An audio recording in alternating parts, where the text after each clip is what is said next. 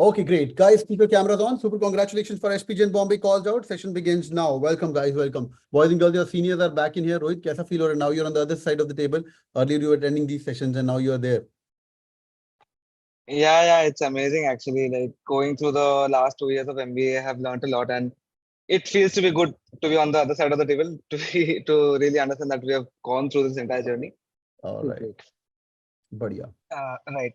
So my profile is quite similar to Aditya's. I am a fresher as well. However, I don't have a year gap. I graduated in 2022, same college, VIT, Vellore, Mechanical Engineering.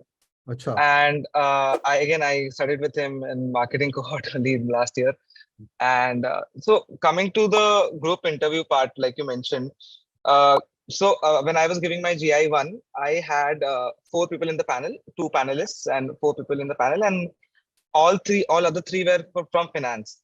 And one very interesting thing that happened was that I was asked the first question was open to all, tell me something about yourself for 1.5 minutes, and anyone could have started. So I did start, but after that, for the next 1 hour, the interviewers didn't ask me anything, and I was like, "Mera call gaya, mera nahi ho raha SP."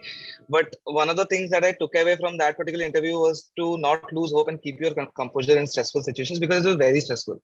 For 1 hour, if an interview doesn't come back to you and doesn't give you any chance to express yourself, it really takes a toll in the interview. So that's about it. Other than that, in GI2, so GI1 is primarily, like Aditya mentioned, is primarily about your technical knowledge about the field that you're pursuing.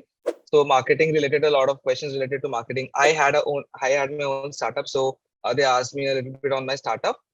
And moving on to GI2, that was more of ethics and how will you handle critical scenarios where there is not a clear right, but you have to choose which is better for your stakeholders. That kind of situation is what they test you on.